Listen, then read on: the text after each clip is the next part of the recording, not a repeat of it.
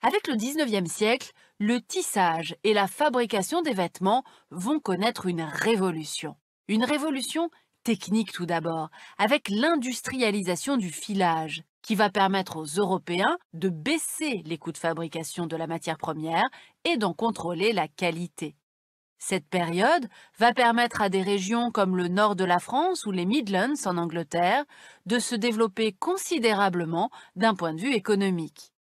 Cette révolution technique va se doubler en 1932 d'une révolution technologique.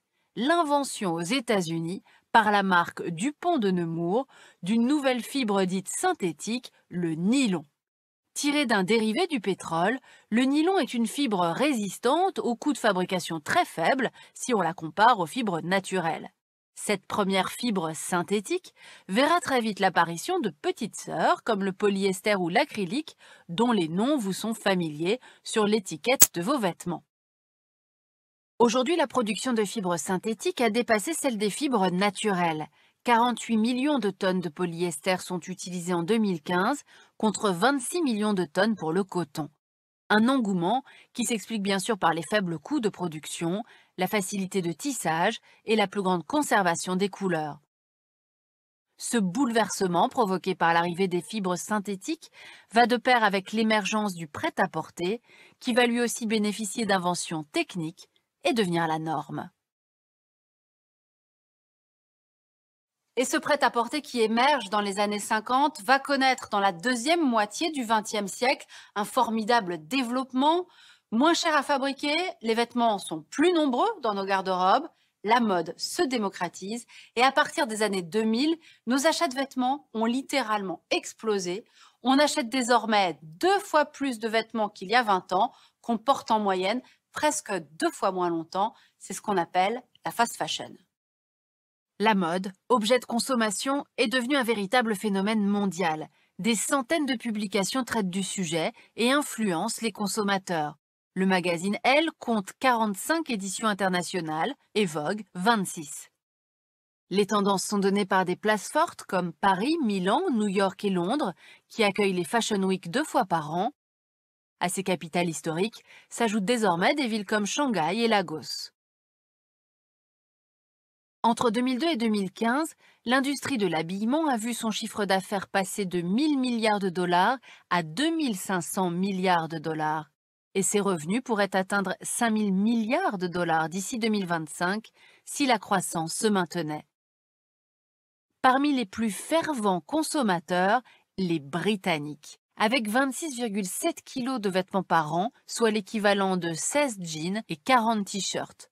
On constate des disparités entre les pays avec une consommation autour de 16 kg pour l'Allemagne et l'Amérique du Nord, 14,5 kg pour l'Italie, mais seulement 9 kg pour la France, pourtant royaume autoproclamé de la mode. Un chiffre qui reste encore largement au-dessus de la moyenne mondiale, qui n'est que de 5 kg.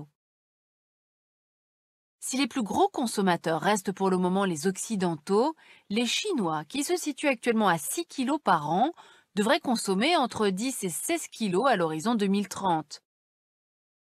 Véritable Eldorado de la mode, la Chine est en effet devenue le premier marché devant les États-Unis.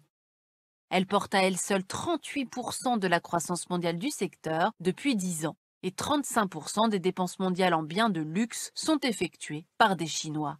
Cette industrie de la mode est par ailleurs une industrie très concentrée. En 2018, la quasi-totalité des profits ont été réalisés par seulement 20 entreprises. On retrouve en tête du classement en 2018 l'américain Nike, l'espagnol Inditex, avec ses marques Zara, Bershka, le français LVMH, l'américain TJX, les français Kering et Hermès, le japonais Fast Retailing, avec ses marques Uniqlo, Comptoir des Cotonniers ou Princesse Tam Tam.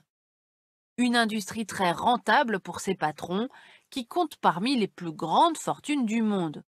Bernard Arnault, PDG de LVMH, troisième au classement Forbes en 2020 avec 76 milliards de dollars.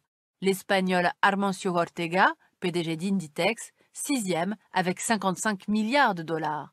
Ou encore l'américain Phil Knight, PDG de Nike, 25e avec 30 milliards de dollars. Pour parvenir à de tels succès, l'industrie de la mode n'a cessé de jouer sur les coûts. Après les innovations techniques puis technologiques, c'est la délocalisation qui a permis aux géants de la mode d'augmenter leurs marges en profitant de main-d'œuvre payée à bas prix, le plus souvent sans protection sociale. Ce sont aussi ces délocalisations qui ont fait baisser le coût des vêtements partout dans le monde. Les délocalisations qui ont frappé durement l'Angleterre et la France dans la seconde moitié du XXe siècle ont profité à la Chine, laquelle produisait les 2 tiers des habits portés dans le monde dans les années 1980. Avec l'augmentation des salaires minimums en Chine dans les années 2000, les industriels se sont redéployés vers l'Asie du Sud-Est et du Sud, où les salaires minimums restaient faibles. Le Bangladesh est ainsi devenu le 2e exportateur mondial de vêtements, derrière la Chine. Ces pays connaissant une légère augmentation des salaires minimums, les grandes enseignes se tournent désormais vers l'Afrique et notamment vers l'Éthiopie qui, avec ses 26 dollars de salaire mensuel, est tout en bas de l'échelle mondiale. Cette course au moindre coût n'est pas la seule raison qui pousse l'industrie de la mode à se délocaliser. Ces mêmes pays où elle installe ses usines ont souvent des réglementations moins strictes en matière de protection de l'environnement.